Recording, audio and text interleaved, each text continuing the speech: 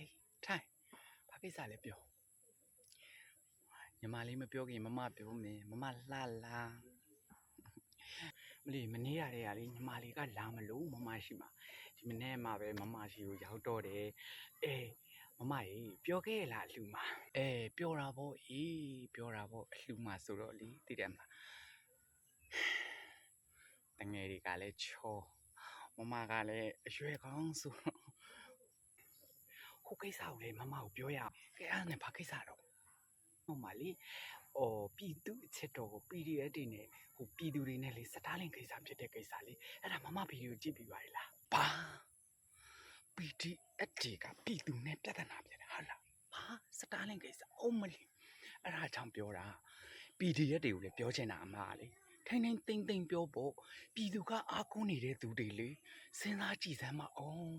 အခုတော့လူကြားလို့မကောင်းအဲ့ဒီဗီဒီယိုဖိုင်ရှင်အမောက်ပြစမ်းတွေ့မယ် line ပုံမှာကိုမမဘလို့ပြောပြမလဲဆိုညီမလေးစောင့်ကြည့်နေလားအေးရောမမပြီဒီဗီဒီယိုဖိုင်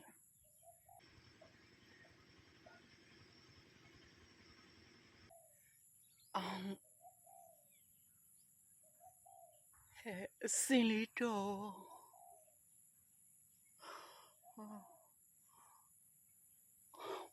မလီအမပြောပြမယ်ပြည်သူတွေကလည်းပြည်သူပဲနော်ကိုတားလောက်အရွယ်လေးကိုဒီလိုပြောစရာလားလူငယ်ဆိုတာဒီလိုပဲလေအများတန်းတော့တဘောထားကြီးနိုင်မလဲအမလေး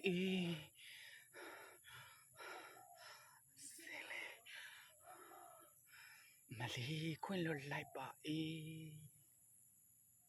မလီမမရဲ့မမကအခုမှခရက်ရင်ရှိသေးတယ်ဟိုဘက်ရက်ကွက်ကလည်းခရက်နေပြီမမရဲ့မမတော့နောက်ကျနေ